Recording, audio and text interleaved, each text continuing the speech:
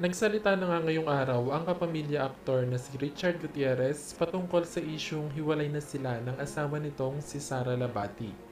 Paglilinaw ng aktor, totoong dumadaan ngayon sa pagsubok ang relasyon nila at hindi naman daw siya nawawala ng pag-asa na magkakaayos pa sila ni Sara.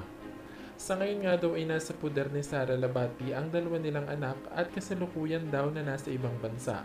Sisikapin umano ni Richard na maayos pa ang relasyon na alang-alang sa kanilang dalawang anak. Samantala, nagbigay na din ng pahayag ang kapatid ni Richard Gutierrez na si Rufa Gutierrez. Ayon dito, nitong nakaraang araw nga lang daw niya nalaman na may problema pala sa relasyong Richard at Sarah. Kampante naman si Rufa na maayos pa ng dalawa ang gusot sa relasyon nila dahil madami na daw talagang sumubok sa pagsasama ng mag-asawa.